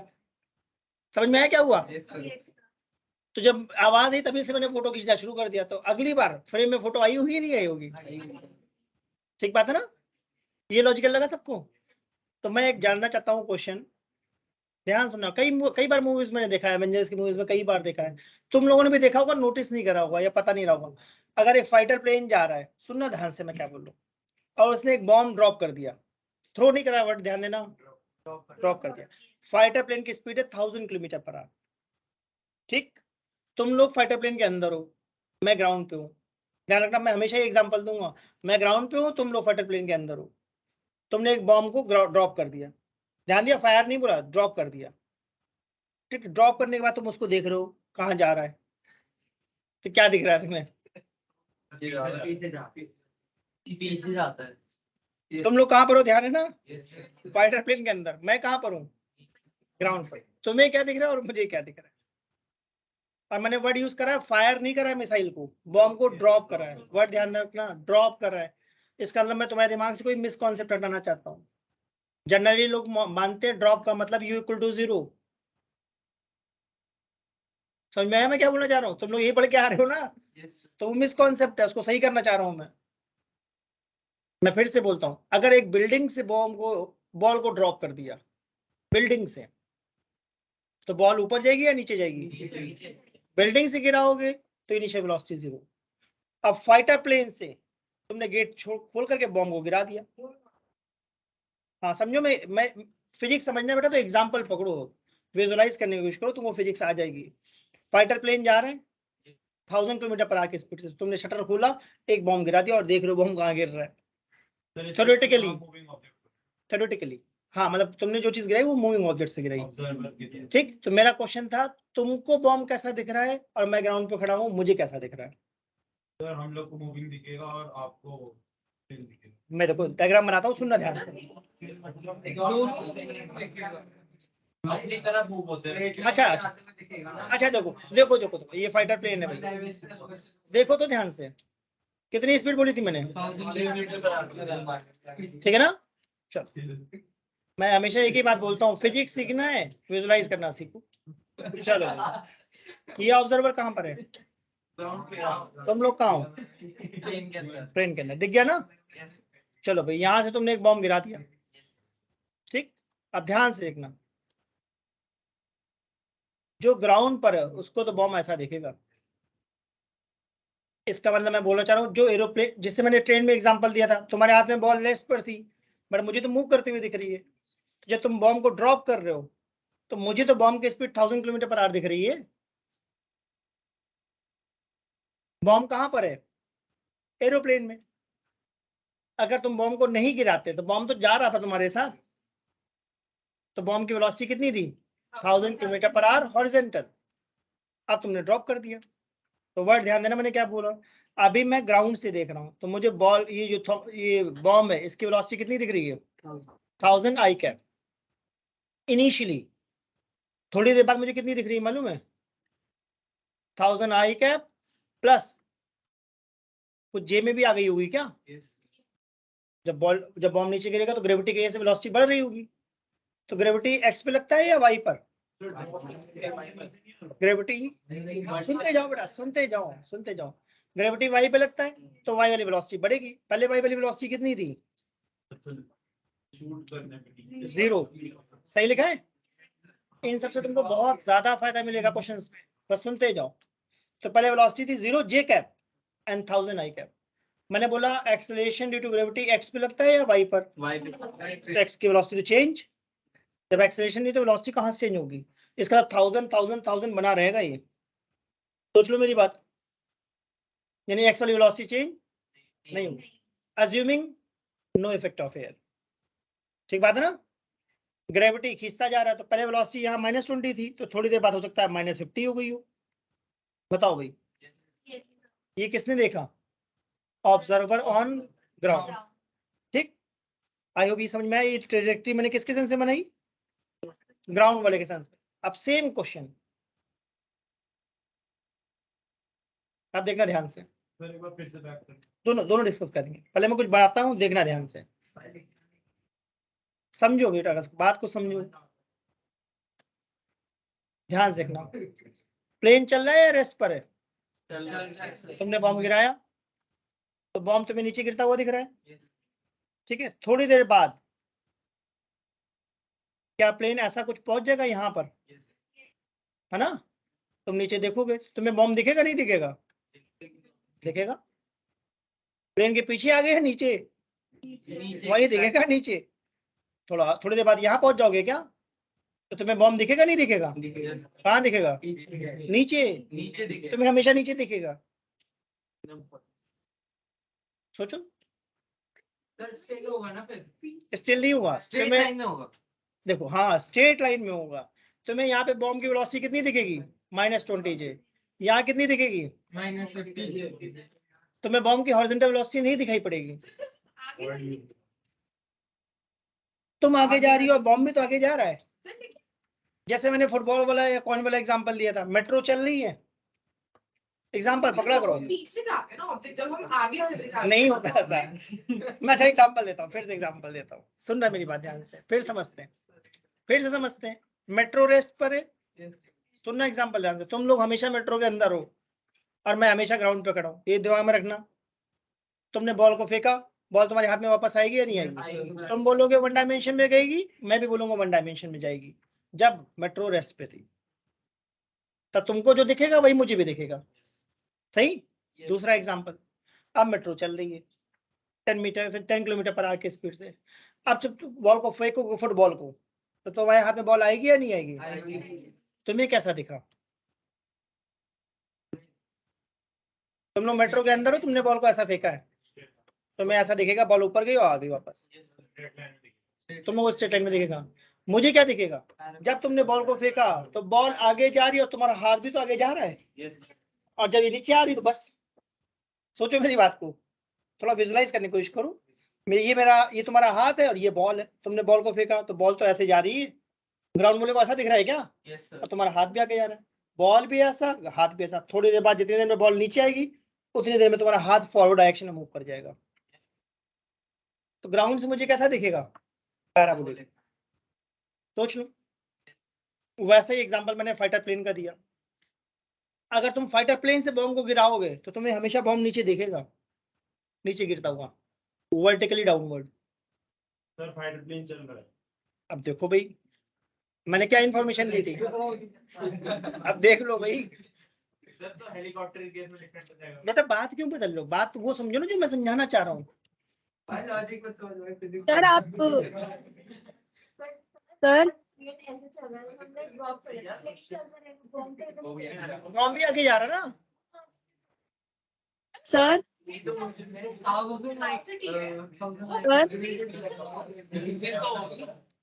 वो भी वर्टिकली होगी बट अच्छा, तुम लोगों ने कभी मूवीज में देखा है बॉम्ब फेंक के प्लेन घुमा के वापस आ जाते हैं? तो हम नोटिस करना ना। अच्छा सुनो, मैं बताता हूँ, मैंने तो बहुत मूवीज देखी हैं, बहुत मूवीज में सीन देखा है। सुनना ध्यान से, सुनना मेरी बात। अगर सुनना मेरी बात ध्यान से, अगर मुझे कहीं, मैं फाइटर प्लेन उड़ाता हूँ और मुझे कहीं बॉम्ब गिराना है 10 किलोमीटर दूर, तो मैं प्लेन को पहले जहाँ गिराना है उसके ऊपर ले जाके छोड़ूंगा? नहीं सर लॉजिकली सोचो भाई, पीछे से छोड़ देते हैं। सोचो, आराम सुनो। एक टेररिस्ट का कैंप है कहीं जंगल में बना हुआ है, ठीक। मैं 1000 किलोमीटर पर आगे स्पीड से जा रहा हूँ। अब मैं पहले उनके कैंप के ऊपर ले जाऊंगा फिर बॉम्ब छोड़ूंगा, या 10 किलोमीटर पहले ही छोड़ दूंगा? 10 किलोमीटर पहले छोड़ के बस वापस चला जाऊंगा। वो इतना वेलोसिटी है, उतनी वेलोसिटी जो प्लेन की है, उस वेलोसिटी की वजह से बॉम्ब आगे जा रहा है क्या? यस तो velocity decrease नहीं होगा। ऐसा क्या? क्यों डिक्रीज होगी? अच्छा मान लो ठीक है डिक्रीज होगी। पोजीशन कैसे बढ़ा कि होनी पड़ेगा बेटा वही तो कैलकुलेट। अच्छा ये बताओ, मिसाइल फायर करी, अब बताओ, अच्छा वॉर हो रहा है, मिसाइल फायर करी, यहाँ पर पहुंच गई वो कहीं और पर, ऐसा थोड़ी नहीं होता है भाई। कोऑर्डिनेट, वहां कोऑर्डिनेट फिक्स करे जाते ना, गाइडेड होते हैं। ऐसा थोड़ी नहीं कि बस फेंक दिया, मतलब कैलकुलेटेड होता है बेटा, कैलकुलेटेड होता है सारा। बोल के 2 मिनट हाँ बेटा बताओ, एक मिनट बेटा, एक सर मैं ये सर मैं ये बोल रही थी कि हमें मतलब if we are in a fighter plane and we are just dropping the bomb, तो उस टाइम पे हमें वो स्ट्रेट लाइन में इस वजह से दिखता है बिकॉज जो बॉम्ब ने जितनी एक्स एक्सिस के अलोंग बॉम्ब जो चला है उतना ही हम एक्स एक्सिस के अलोंग चले हैं, इस वजह से ना। हॉरिजॉन्टल वेलोसिटी सेम है क्या दोनों की? बिल्कुल सही है। मैं ये बोलना चाह रहा हूँ कि अगर अगर तुम्हारे हाथ में जो फुटबॉल था या बॉम्ब था, अगर तुम बॉम्ब को ड्रॉप नहीं करते तो अगर फाइटर प्लेन की स्पीड 1000 किलोमीटर पर आवर थी तो बॉम्ब की भी तो 1000 थी हॉरिजॉन्टल में। अगर तुमने ड्रॉप करा तो ड्रॉप करने से वर्टिकल वाली वेलोसिटी बढ़ेगी, हॉरिजॉन्टल वाली नहीं बढ़ेगी, हॉरिजॉन्टल वाली सेम रहेगी। क्यों? वही तो मैं जानना चाहता हूँ, कौन कम करेगा? वो तो हम अज्यूम नहीं करते, वो तो अज्यूम नहीं करते। मैंने तो बहुत क्लियरली बोला था, जब तक मैं बोलूं नहीं तब तक एयर नहीं है। चलता रहेगा बेटा, चलता रहेगा। कौन रोकेगा? अच्छा बताओ, कौन रोकेगा? अच्छा, एक मूवी मैंने देखी थी, सुनो सुनो, एक मैंने मूवी देखी थी, ग्रेविटी थी या इंटरस्टेलर थी, याद नहीं है। उसमें दिखाते कि स्पेस में क्या होता है कि एक एस्ट्रोनॉट होता है, उसकी जो सीट के साथ बैठी होती है वो बाहर आती, कुछ ऐसा होता है। तो अगर वो राउंड ले रही है तो रुकेगी या चलती रहेगी? चलती रहेगी, चलती रहेगी, चलती रहेगी, रुकेगी नहीं कभी। कौन रुकेगा? सोचो ना लॉजिकली। अगर तुम स्पेस में हो, तुमको मैंने धीमे से पुश कर दिया, 1 मिलीमीटर पर सेकंड की स्पीड तुमको दे दी वैक्यूम में, स्पेस में, तुम कभी रुकोगी? चलती रहोगी? सोचो, कौन रोकेगा? स्पेस में यही तो प्रॉब्लम होती है, कोई चीज अगर घूमना शुरू हो जाती है तो रोको कैसे? फिर रुकता नहीं है वो। रॉकेट चलेगा बेटा, प्लेन क्यों चलेगा? आप प्लेन से बम गिरा भाई वो आयरन मैन थोड़ी ना। चलो ठीक है, तो अब देखो मैं बताना क्या चाह रहा था। सर अगर ऐसा पोजीशन है कि वो वैक्यूम में प्लेन उड़ा रहा है, सर कभी नहीं आएगा बेटा, कभी नहीं आएगा, कभी नहीं आएगा। वैक्यूम मेंशन ही नहीं करेगा वो, मेंशन। अपने आप से वो, अच्छा, एक एरोप्लेन चल रहा है जिसमें एयर रेजिस्टेंस नेग्लिजिबल है, बात खत्म। अच्छा ये हो सकता है। वही तो कह रहा हूँ भाई, इंटेंशन समझो मैं क्या बताना चाह रहा हूँ। क्वेश्चन बनाने वाला तो बिल्कुल क्लियरली बोल देगा ना, एरोप्लेन जा रहा है, एयर रेजिस्टेंस को नेग्लिजिबल मान लो, बात खत्म। ठीक है ना? मतलब हम लोग क्वेश्चन को सॉल्व करने की इंटेंशन से डिस्कस कर रहे हैं या ना सॉल्व करने की इंटेंशन से? सिंपल। अगर तुम्हारा दिमाग ऐसे चलता रहेगा तो एग्जाम में सॉल्व नहीं होगा। सही बात है ना? अगर तुम उल्टा सोचोगे तो उससे अल्टीमेटली नुकसान किसको होगा? तुमको ही होगा। बाकी सब तो सॉल्व करके आगे बढ़ जाएंगे। एग्जाम में तो बस एक ही चीज होती है कॉम्पिटिटिव में, आंसर डी मार्क करा, खत्म। तुमने इना मीना डी का लगाया डी, या तुमने सॉल्व करा, who will ask? Nobody will ask. वो तो बस एक ही चीज है भाई, तुम्हारा ना तुम्हारी कोई हमार देखेगा, कंप्यूटर में गया आंसर आया, बात खत्म। सही बात है ना भाई? ये तो चलता है कि भाई आपने आंसर डी मार्क करा, बगल वाले का देख के सॉल्व करा, तुक्का लगाया, आंख मूंद के लगा दिया, कोई फर्क नहीं पड़ता। सही बात है ना? तो भाई हम तो लॉजिक इसलिए लगा रहे हैं कि हम लॉजिक से आंसर को टिक करें, लॉजिकली सॉल्व करें। और तुक्केबाजी लगानी है फिर तो मेहनत करना ही नहीं चाहिए। फिर तो एग्जाम तो बहुत आसान होता है, सबके आंसर ये मार्क कर देना। फिर तो मैं यही बोलता हूँ, सबके आंसर ये मार्क कर देना। भाई हम तो कोशिश करें ना कि एग्जाम में क्वेश्चन सॉल्व हो हमसे, हमारी जो अप्रोच है वो क्वेश्चन समझ के सॉल्व करने वाली होनी चाहिए। अगर क्वेश्चन में कमियां निकालोगे तो फिर उसका एक ही तरीका है, सारे आंसर डी मार्क कर देना। फिर तो मैं ये बोलूंगा कि सारे आंसर गलत हैं, सारे क्वेश्चन गलत हैं, है ना? तो उसको समझो कि मैं क्या बताना चाह रहा हूँ। अगर मैं ये बताना चाह रहा हूँ कि एक एरोप्लेन जा रहा है और उससे एक बॉम्ब गिरा तो उसका पाथ कैसा दिखेगा, क्योंकि इसमें तो क्वेश्चन आएगा ना। और अभी तो एयर नहीं है, एग्जाम में तो एयर के साथ भी आएगा, इलेक्ट्रिक फील्ड भी लगाएगा, मैग्नेटिक फील्ड भी लगाएगा, सब कुछ लगाएगा ना, नहीं लगाएगा? सिंपल। बेटा 15 लाख बच्चे बैठते हैं, उनमें सिलेक्शन तो 50,000 का होता ना, तो समझो मेरी बात को। तो अगर उल्टा दिमाग लगाओगे तो फंस जाओगे, फंस जाओगे। तो मैं जो क्वेश्चन बताना चाह रहा था, मैं ये समझाना चाह रहा था कि जब भी किसी ऑब्जेक्ट को ड्रॉप करते हैं, जो सिखाना चाह रहा था वो ये कि जब भी किसी ऑब्जेक्ट को ड्रॉप करते हैं तो उस ड्रॉप में ऑब्जेक्ट की वेलोसिटी 0 होगी, या जहां से ड्रॉप करते हैं उसकी वेलोसिटी पिक कर लेगा। अगर बिल्डिंग से ड्रॉप करी तो बिल्डिंग की वेलोसिटी मतलब 0, एरोप्लेन से ड्रॉप करा तो एरोप्लेन की वेलोसिटी, बलून से ड्रॉप करोगे तो बलून की वेलोसिटी। सर एरोप्लेन में तो वो कोई कैसी भी वेलोसिटी हो, कोई फर्क नहीं पड़ता। वर्टिकल जा रहे हैं ना सर ये मूविंग है या नहीं उससे भी फर्क नहीं पड़ता बेटा, कोई फर्क नहीं पड़ता। मैंने क्या स्टेटमेंट दिया, मैं फिर से बोलता हूँ, मैं ये समझाना चाह रहा हूँ, कोई चीज हॉरिजॉन्टल जा रही है, वर्टिकल जा रही है, नहीं जा रही है, कोई फर्क नहीं पड़ता। मैंने बस ये बात बोली जब भी कोई ऑब्जेक्ट ड्रॉप करता है तो जहां से ड्रॉप होता है उसकी वेलोसिटी पिक कर लेता है वो। सर रेस्टर मोशन की तरह ही है। हाँ देखो मैं एग्जांपल बनाता हूँ ना, देखो एक क्वेश्चन है, देखो भाई ये बलून जा रहा है कितनी स्पीड से, 50 मीटर पर सेकंड से, ठीक है ना।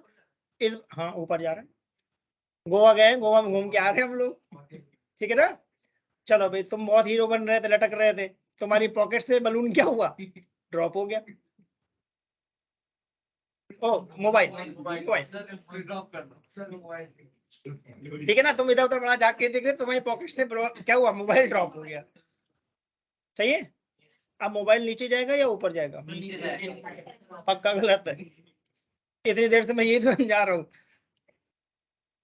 पक्का मोबाइल ऊपर जाएगा। बेटा सबको लगता है नीचे जाएगा, अब मुझे नहीं पता, तुम लोग सोचो ना। मैंने क्या बोला था, जब भी कोई चीज ड्रॉप होती है तो ड्रॉप में क्या होता है, मैंने क्या बताया था। सर ऊपर जाके नीचे आएगा। हाँ माइनस हो जाएगा। ऊपर जाके नीचे। ऊपर जाकर नीचे आएगा, सर कैसे जाके नीचे आएगा? क्योंकि मैंने एक स्टेटमेंट दिया जिसको तुमको ध्यान से सुनना चाहिए। जब भी कोई चीज ड्रॉप होती है, सर क्वेश्चन में तो डायरेक्ट नीचे चाहिए। सर ये तो चेंज है, इसमें तो डायरेक्टली ग्रेविटेशनल। मैंने क्या बोला था। अच्छा जो मैं कौन से बताऊंगा वो तुक्के में लगेंगे या लॉजिक से लगेंगे, तो लॉजिक से सुनो। मैंने बोला था ड्रॉप का मतलब क्या है, velocity of object equal to velocity of balloon. ये पहले बात समझो, सही कह रहा हूँ गलत कह रहा हूँ। कि अगर तुम्हारे पॉकेट से मोबाइल स्लिप हो गया तो उस मोबाइल की वेलोसिटी 0 थी या 50 जे कैप थी, तो पहले थोड़ा ऊपर चढ़ेगा फिर नीचे गिरेगा। कि वही क्वेश्चन बना दिया क्या बिल्डिंग वाला मैंने दोबारा, यस सर। देखो ध्यान से। पिछली बार तुमने क्या करा था, एक 100 मीटर टॉल बिल्डिंग से क्या करा था, बॉल को ऊपर फेंका था। इस बार मैंने क्या करा, राइट नाउ बलून की हाइट कितनी है, 100 मीटर, जो बदलती जा रही होगी। राइट नाउ मैंने बोला 100 मीटर। अब तुम्हारी पॉकेट से मोबाइल गिर गया तो मुझे लगता है पहले मोबाइल क्या होगा, ऊपर जाएगा फिर नीचे जाएगा। सर ऊपर कैसे जाएगा?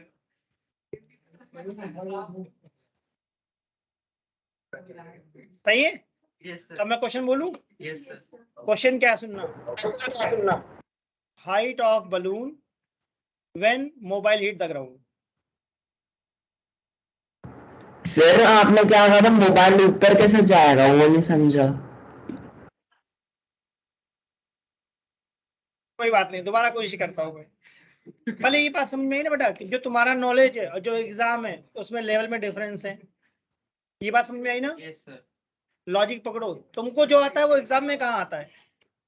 सही बात बोली मैंने, सुनना मेरी बात ध्यान से। मैंने क्या बोला, जो तुमको आता है वो एग्जाम में नहीं आता ना। समझो मैं क्या बोल रहा हूँ, एग्जाम में तो ये आएगा ना। सर बट इसकी सेंस ही नहीं बन रही। बनाएंगे ना। गिरेगा तो नीचे ही गिरेगा ना सर। नहीं गिरेगा बेटा, पहली बात तो ये है ना, पहली बात तो ये समझो कि तुमको बहुत कम पता है। अब उस चीज को आगे जानने की कोशिश करो ना। भाई जितना तुमको पता है वो सारा सही है या कुछ पता है, कुछ पता तो उसके आगे के बाद मैं सिखा रहा हूँ उसको सुनो। जैसे कि तुमको पता है मास कांस्टेंट होता है 10th क्लास तक, मैं बताऊंगा मास वेरिएबल होता है। तब ये तुम थोड़ी नहीं बोल सकते नहीं सर मास कांस्टेंट होता है, 10th क्लास तक मास कांस्टेंट होता था, अब बदल जाएगा। सर कांस्टेंट होता है। सर केमिस्ट्री वाले सर कहते हैं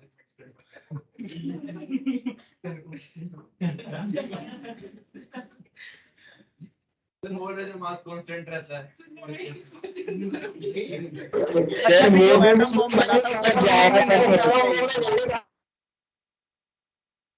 मतलब मैं बोला चलो हर फॉर्मूले की एक बेटा लिमिटेशन होती है कि ये फॉर्मूला यहाँ तक लगेगा, इसके बाद नहीं लगेगा।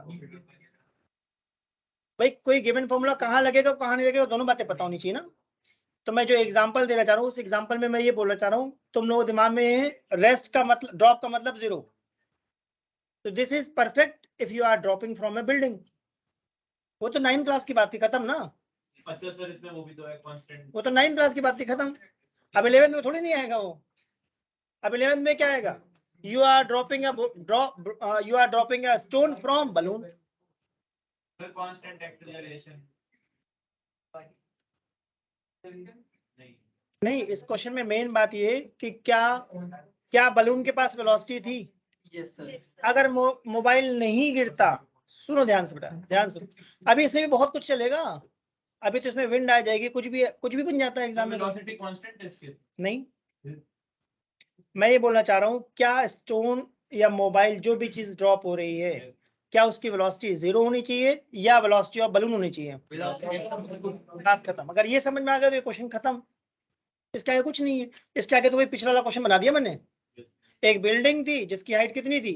100 मीटर। वहां से एक बॉल फेंक दी थी कितने से? 50 से। वही क्वेश्चन तो बनाया मैंने। तो टाइम कितना आने वाला है? टाइम आया था 5 प्लस 3√5 आया था शायद। एक मिनट नहीं, 6√5 था शायद। एक बार चेक करो बेटा। हाँ 3 सही है। क्वेश्चन में मैंने क्या पूछा है? Height of balloon. तो इसका मतलब हाइट ऑफ बलून ऑलरेडी कितनी थी? 100। बलून कांस्टेंट वेलोसिटी से चल रहा है क्या? स्टोन वेरिएबल वेलोसिटी से, बलून थोड़ी नहीं। बलून तो 50 जे कैप से जा रहा है। कितना टाइम गया? 5 प्लस 3√5। ये हमारा आंसर आ गया। That's it. क्या अभी हमने ए बी सी डी के लिए टाइम कैलकुलेट करा था? तो मैं बार बार अलग अलग टाइम कैलकुलेट करवाऊंगा या एक क्वेश्चन से दूसरे क्वेश्चन को लिंक करूंगा? टाइम बचाना चाहता हूं। तो मैंने क्या बोला था? अभी तुमने क्वेश्चन सॉल्व करा था पीछे, एक बिल्डिंग है। मैं हमेशा पूछ लेता हूं भाई, तुमको क्लियर हो तो तभी आगे बढ़ू। अब वो जो भी था, मैं जब पूछ लेता हूँ भाई तुमको क्लियर है तभी बोलो आगे बढ़ो, नहीं क्लियर तो बोलो और क्वेश्चन कराओ। क्योंकि अगर तुमको लेवल 2 क्लियर है तभी तो लेवल 3 कराऊंगा मैं। अभी ये लेवल 3 की प्रॉब्लम है। अभी तो बलून क्या है? कांस्टेंट वेलोसिटी चल रहा है। सर यहाँ पे फॉर्मूला कौन सा है? h का। बलून कांस्टेंट वेलोसिटी चल रहा है, तब सोचो कौन सा फॉर्मूला यूज? यू सीधा वेलोसिटी इनटू टाइम। बलून की हाइट ऑलरेडी कितनी थी? 100 मीटर। प्लस बलून कितनी वेलोसिटी से चल रहा है? 50। कांस्टेंट वेलोसिटी चल रहा है ना, तो वेलोसिटी इनटू टाइम और लगा दिया। और ये टाइम मैंने कहां से लिखा है? जो तुमने अभी पीछे कैलकुलेट करा था। सही है। तो इस बात को समझो कि क्वेश्चंस बहुत सारे बनते रहेंगे, नए नए कॉन्सेप्ट आते रहेंगे। तुमको उस चीज को अडॉप्ट करना है। रिजेक्ट नहीं होना कि नहीं ऐसा नहीं होता। तुमको सुनना है। तुमको लॉजिकली गलत लगता है तो बोलो सर और एग्जांपल दे दो, मैं एग्जांपल दे सकता हूँ।